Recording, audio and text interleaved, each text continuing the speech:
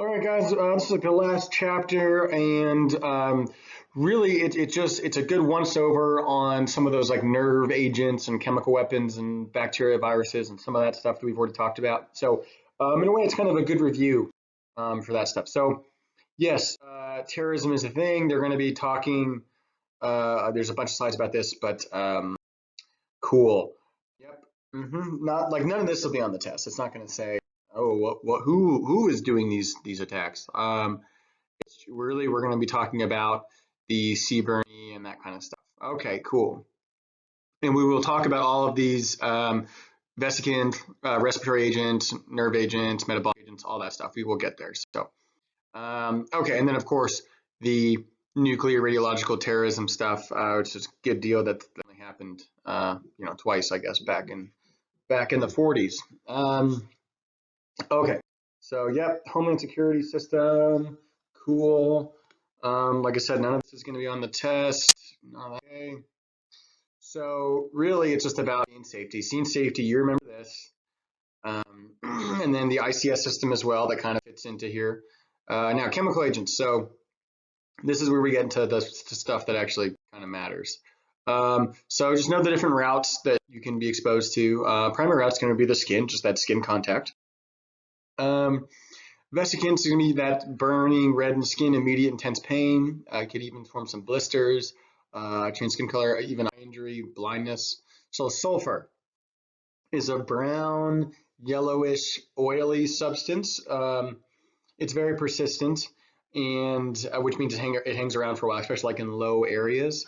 But if you get a decent dose of this, you can see in that last bullet point right there, the body will not really be able to make white blood cells as well, and you can see why that's going to be a problem.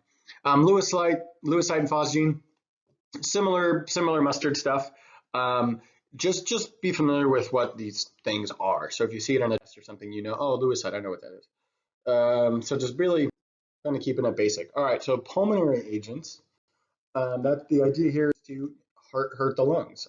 Chlorine is actually it's pretty available. You can get it, all different places, and it can do a lot of damage, especially if you are exposed to it for a long time. If you just get a quick dose of it and get some fresh air, you might be okay. But if you're exposed to it over a prolonged period of time, you could potentially die from it. Phosgene, same idea, it's a respiratory agent. Remove the patient from the contaminated atmosphere, ABCs, evac. For that, there's no antidotes. All right, nerve agent. So remember these, we already talked about during the poisoning. I don't think they're going to ask any specific questions comparing sarin to VX or anything like that. But just it might say X, Y, and Z are an example of chemical agents or whatever, nerve agents or whatever it is. So just kind of be familiar with some of the vocab on this. Oh, and I would know this. It's the dumbbells or the sludgeum thing. It's nerve agents. So if there's a question about what signs and symptoms would you expect to see in a nerve agent poisoning, right here. These are, and military, of course, made their own because that's what they do. And then we also have the medical one. So, but they're the same idea. So sludgeum or dumbbells. Okay, and then remember that treatment is going to be the 2-PM chloride atropine kit. So the little, it's not like an EpiPen, but it's a chemical agent. All right, hydrogen cyanide and cyanogen chloride are just basically they work on that internal respiration. That means the red blood cells are not transferring oxygen correctly, and you're going to see some of these signs and symptoms. There you go. But once again, remove from the bad environment, ABCs, evac. All right, biologic agents.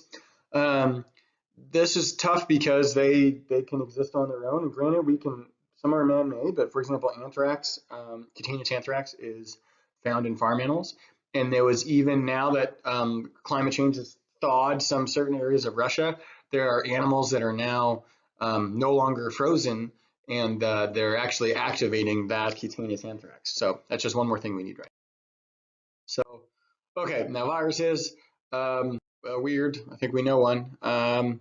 So smallpox, just saying that it's very contagious. So be careful. Hopefully you get vaccinated.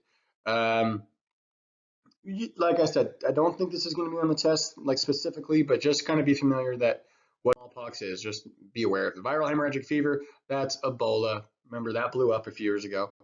Viral hemorrhagic fever. There you go. Pretty communicable. Okay.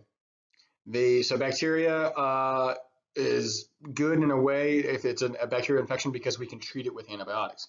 Now, granted, then you have antibiotic resistant strains, then we're in trouble. So we talked about that. Anthrax, cool. All right, awesome. So plague, every once in a while there actually is a little plague kicking around somewhere in the world. So just hopefully never hits America. Okay, there's a plague. All right, neurotoxins. So this can be from plants, marine animals, molds, bacteria. And this usually isn't necessarily the bacteria itself, it's the bacteria produces this substance, and that substance is a neurotoxin. So, for example, botulism or botulinum toxin, that's the one that can come from like improperly canned food. So if you see, so it's either like a mason jar at home cannery situation, and if it's looking weird or it's kind of bulging in one side or something, don't eat it. Same idea with regular canned food from the store. If they got the, yeah, if there's any sort of bulge or dent or just any kind of weirdness to it, or if it looks swollen a little bit, scary stuff. I'd eat it. So there you go. Okay, ricin it's developed from the castor bean, and same idea. You got to get them out of there as quick as possible. ABCs, evac. There you go, ricin. Okay, all we're saying here with this is this is like as EMTs are going to be on the front lines of any sort of new virus, for example, the coronavirus, right? They're EMTs are on the front lines, so part of their job is to also notice patterns and look at trends. And then in the event something blew up, they've already been using this. Not so much in Idaho because we were lucky, but in like New York, they were doing this pushbacks, and EMTs are running around, dropping different supplies, different places. Pretty crazy time over there right now. So there you go. All right, last thing is nuclear devices. So you might see this on the test as far as alpha, beta, gamma, neutrons. So you might see this on the test. Alpha is the least harmful, beta slightly more penetrating, gamma faster, stronger neutron particles. So just maybe know the order of those. There you go. There's a picture of a guy kind of showing you the different penetration depths for the different rays. Okay, radiological waste, just like X-rays and all that stuff. Yeah, dirty bomb, sure. Okay, nuclear energy. Yeah, talking about nuclear bombs. Not a ton we can do about that, unfortunately. But you know, as an EMT, if it does happen as an EMT, you're going to be right there. The effects of radiation can really depend on the amount of exposure and the type of rays and all that kind of stuff. So there you go. Those are some ideas of some common signs of acute radiation sickness. If you guys have HBO, there's a show called Chernobyl that's all about this, so I would recommend that.